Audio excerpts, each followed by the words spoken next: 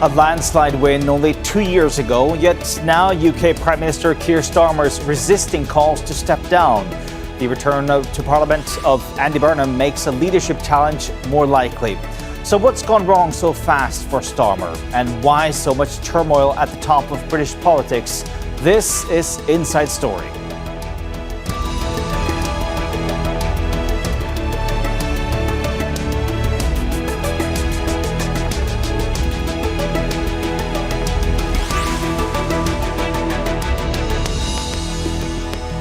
Hello and welcome to the programme. I'm Per Nyberg. UK Prime Minister Keir Starmer's election slogan was change, leading his Labour Party to a landslide 2 years ago.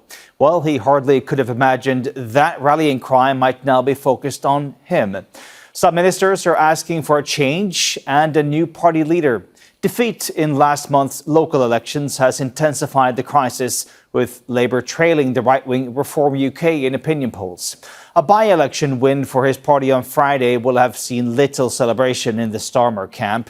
Now that's made Manchester Mayor Andy Burnham an MP again and in pole position to challenge Starmer for the leadership. But despite intensifying pressure to stand aside, Starmer says he's not going anywhere. So why has there been so much turmoil at the top of British politics? And where did it all go wrong for Starmer? Well, we'll talk to our guests in just a moment. First, this report from Narges Mobaligi. From a landslide election victory less than 2 years ago to some of the lowest approval ratings since records began, UK Prime Minister Keir Starmer is coming under intense pressure from within his party to consider his future. Nearly 70% of the British public view him unfavourably, according to opinion polls. His leadership has been dogged by economic stagnation, unpopular welfare cuts, and policy U-turns that have undermined confidence in his government. Now there are mounting calls for him to step aside or face a leadership challenge. There isn't a leadership contest. But when there is, at it's the imminent, moment, Prime Minister, there isn't isn't one at the moment. But if there is a contest, just to be clear with you, then yes, I will run. I will stand, and I've said repeatedly, I'm not going to walk away from that. If there is a contest, this man is considered the top contender to replace Starmer.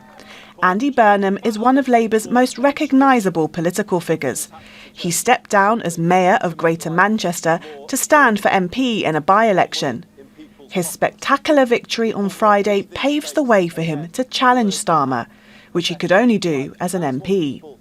His speech sounding very much like the launch of a leadership campaign. It is our last chance to change, but we're going to take it, aren't we? We are going to take that opportunity and we are going to lay out a new path for Britain. Crucially, Burnham won in the north of England and beat Reform UK. Nigel Farage's right-wing anti-immigration party is ahead in opinion polls of both Labour and the Conservatives, which have led every British government for the past century. Reform UK emerged from the successful campaign Farage helped lead to take the UK out of the European Union. Since the Brexit referendum in 2016, there has been unprecedented volatility at the top of the country's politics, with Starmer the 6th Prime Minister in a decade. His landslide win, ending 14 years of Conservative government, was supposed to bring in a period of stability. It has been anything but, at home and abroad. Starmer's played an active role on the international stage, with the UK a staunch ally of Ukraine. He reaffirmed his strong support for Israel despite the Gaza genocide, while new legislation from his government has been used to crack down on protests in support of Palestinians. Big efforts to woo US President Donald Trump were seen as a crucial foreign policy goal, but have failed after Starmer refused to join in the war against Iran. By the way, I'm not happy with the UK either. This is not Winston Churchill that we're dealing with. The courtship of Trump is linked to Starmer's personal political crisis. The UK Prime Minister picked Peter Mandelson to be Britain's US ambassador. The appointment in February last year was controversial because of previous scandals involving the former Labour minister and high-ranking party figure. Just 7 months later, he was sacked after US files revealed he had a close relationship with late sex offender Jeffrey Epstein. The controversy has in turn raised questions about Starmer's judgment and suitability as Prime Minister, with many saying it is when, not if, he will become the 6th UK Prime Minister to leave office in a decade. Nagis Mobalaghi, Al Jazeera for Inside Story. Now let's bring in our guests, all joining us from the UK today. In London, we have Peter Oborne, a political commentator and also an associate editor of Middle East Eye, a digital news organisation. In Liverpool, we've got Jonathan Tonge, Professor of Politics at the University of Liverpool, also author of numerous books on British and Northern Irish politics.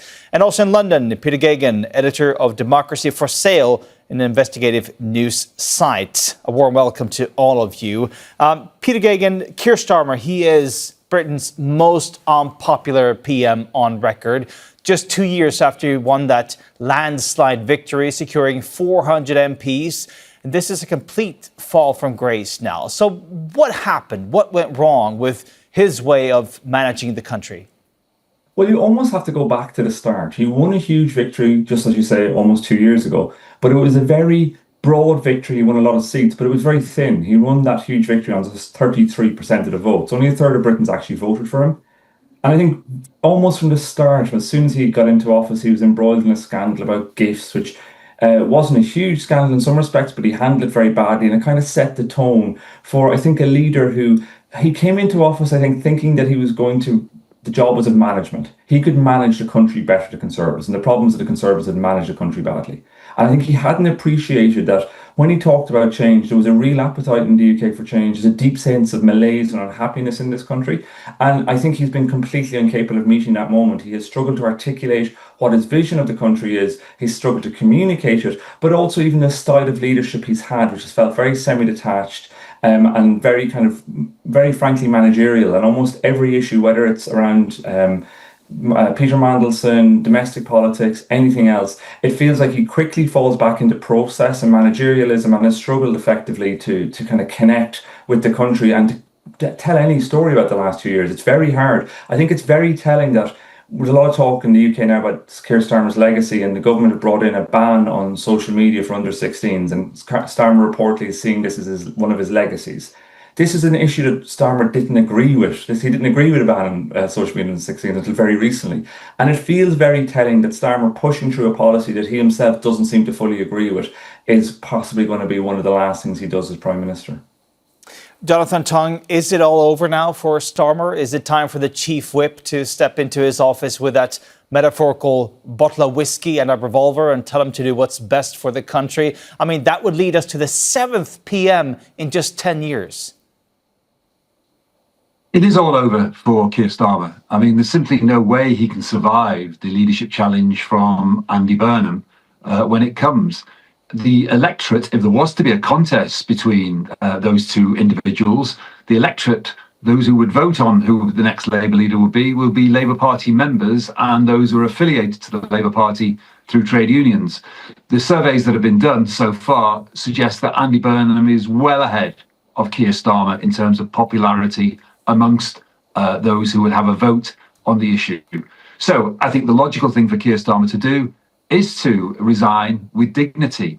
It may be very unfair in some ways. I mean, he has been buffeted by a grim economic situation. The expectations upon Keir Starmer were far, far too high when he took office.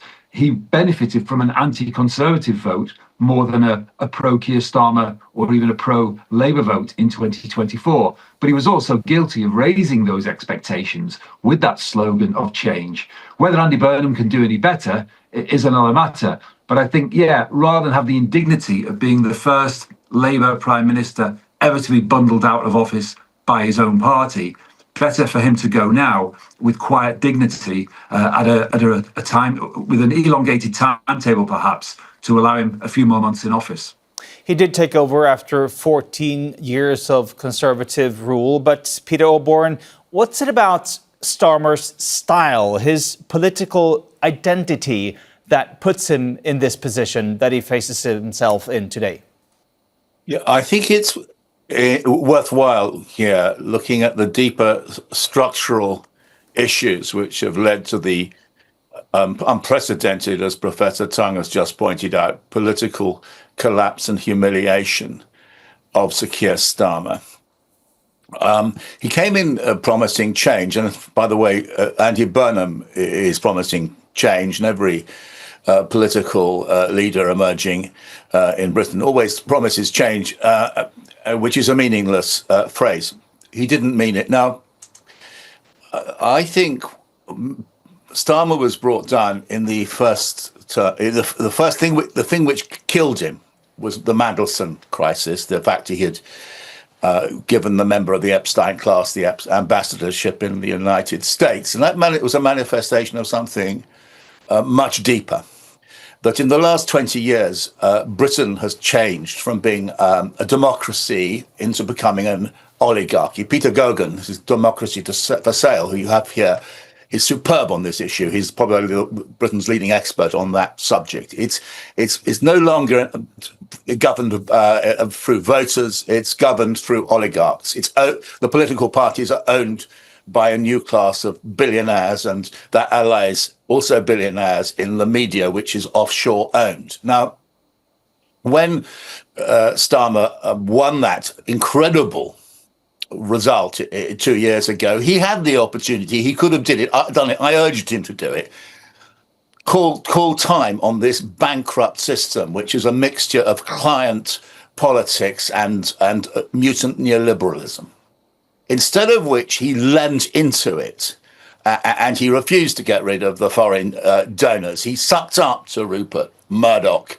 He himself took gifts and so forth from the super rich. He stood for the Labour leadership on a manifesto of being a Corbynite left winger, and he turned into a deceitful, scheming manipulator, and people saw straight through that. And that is why those are the fundamental reasons why he failed. But that is why we have to ask these interesting new questions about Burnham, because Burnham may well be the same thing. He may also conclude that his first interview has to be with the Sun newspaper. He needs to be the creature of the donors. And that's the big question, I think, today. Peter Geoghegan, does it matter, though, who's the leader? I mean, does replacing Starmer with potentially Andy Burnham, does that fix Labour's problems? I think, as Peter Oborne points out there, and as your own news package did too, the UK has had 6 prime ministers in 10 years. There's a sense in which everybody who turns up promises change. There's a sense in which they're all part of a similar system, where we have large amounts of donor money which buy a hell of a lot of access into our politics. And I think the question for Burnham, which is still not clear, was whether he represents change. And, just to reflect on where this by-election came from, he won this by-election in Makerfield. Makerfield was a Labour seat. The MP who stood there, Josh Simons, he stood down, who was the MP for the seat. He stood down having been forced to resign as a government minister in February after, and I will admit that we did this at Democracy for Sale, we revealed that he had, when he was running Labour Together, hired a PR firm to discredit journalists who were investigating their finances. So effectively, journalists were looking into the finances of this Labour Together, this organisation is very important behind Keir Starmer, which Josh Simons ran at the time. When it was revealed, he was forced to step down. He then stepped down as an MP. He's now a central figure behind Andy Burnham. You actually saw him, people wouldn't have known who he was probably, but you saw him in some of the clips there that you showed, and he's hotly tipped to take over as in a very senior position, either as Burnham's chief of staff or something else. And I think that does raise big questions about just how different Andy Burnham is going to be. We've not heard very much on the campaign trail about what this means. There's a lot of talk, and I'd love to hear John Tonge's view on this, on Manchesterism and what exactly that means, which is seen as Andy Burnham's kind of flagship thing, but it also feels very malleable. It feels like something that can mean different things to different people. And it feels like there is an electoral path there. Like, Andy Burnham's clearly very popular. He's clearly tapped into something. But there's a real danger that he's just going to continue on the trend that we've seen over the last 10 years in terms of promising a lot, talking a lot about change, and a sense at the end of it where disillusionment sets in really quickly. And I think the takeaway from Keir Starmer, outside of his own personal failings, is just how quickly you can lose that sense of momentum and popularity. Within weeks, frankly, of winning that big victory, Starmer was looking like he was rattled and was losing popularity and never recovered. Jonathan Tonge, what do you think about this Mancherism, this program from Manchester? Can that translate into success for the whole country? Well, he has achieved, Andy Burnham, economic success on a small scale for the Greater Manchester area, over which he presides as mayor.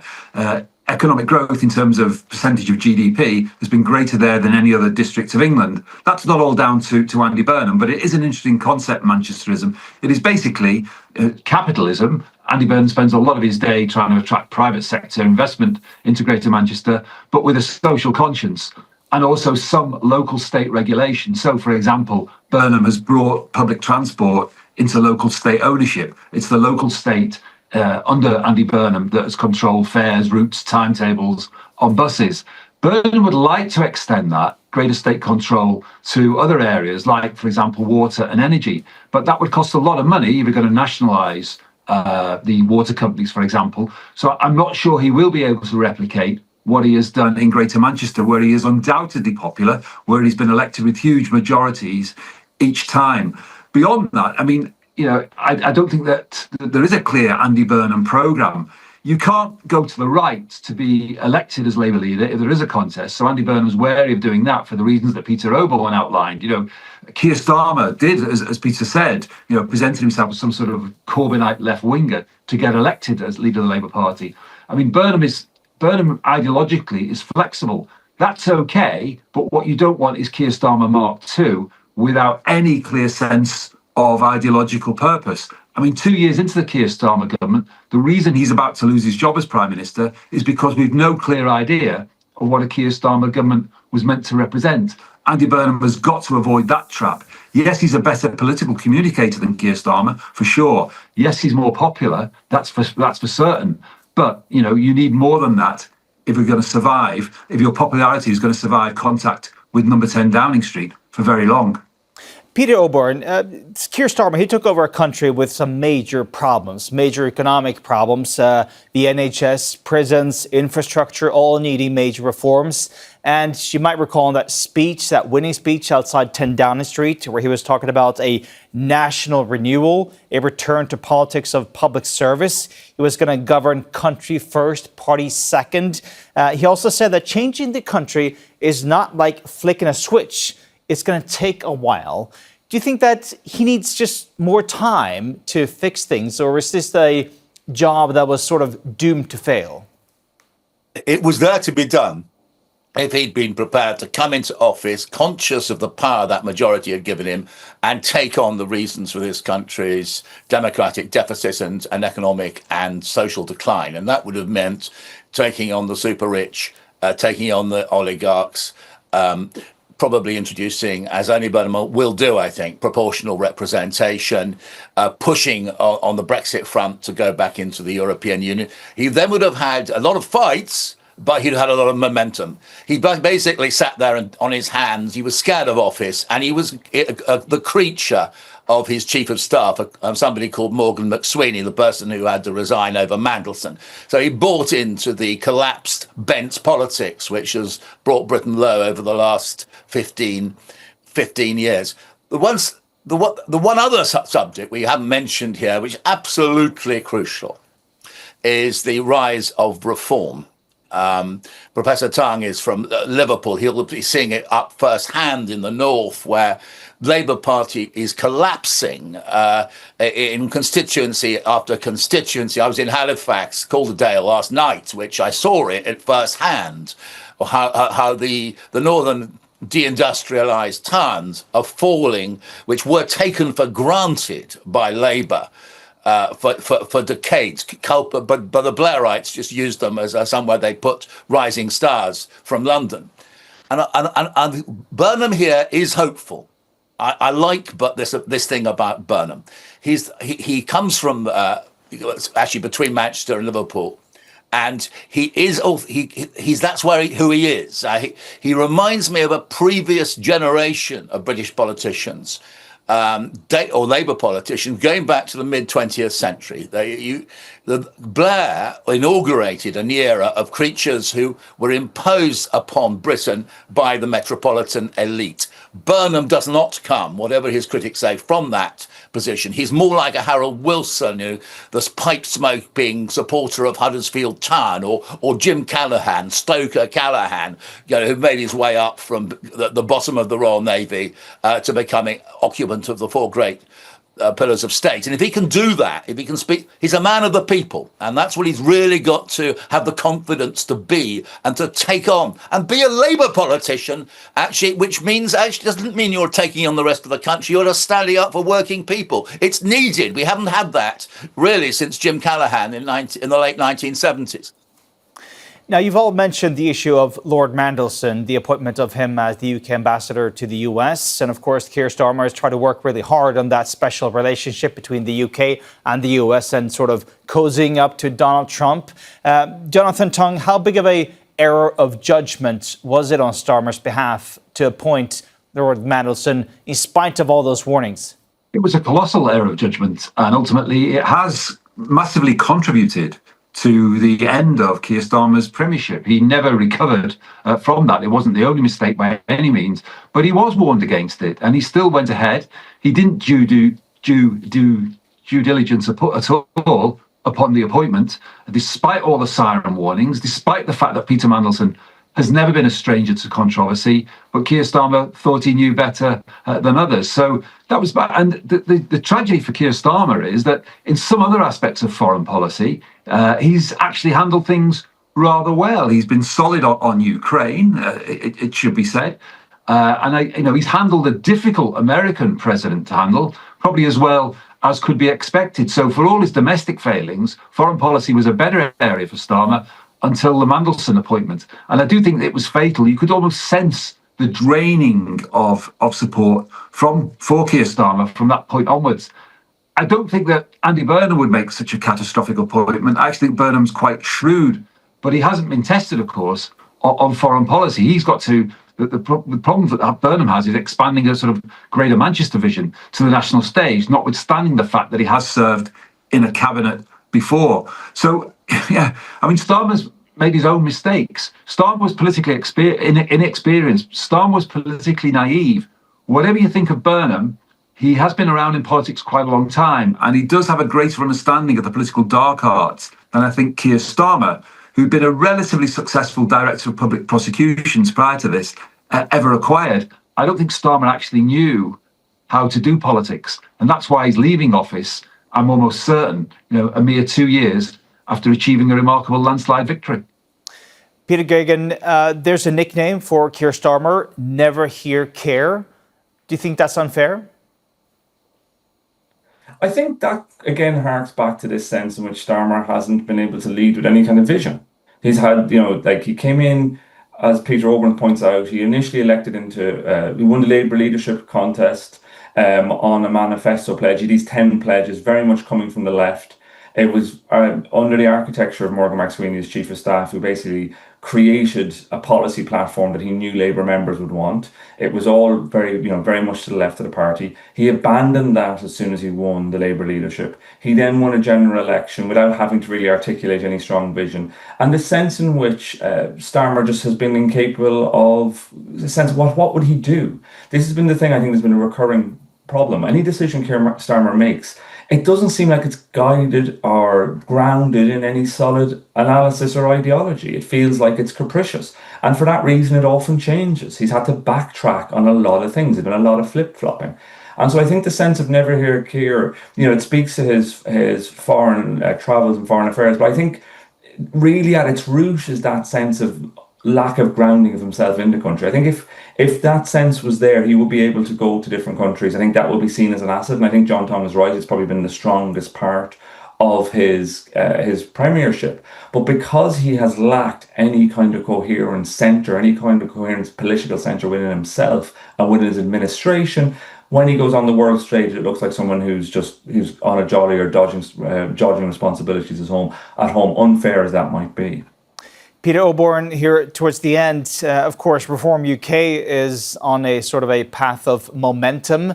What do you think the issues of immigration and also Starmer's views on the Gaza war and Israel, how much of that actually impacted this current situation?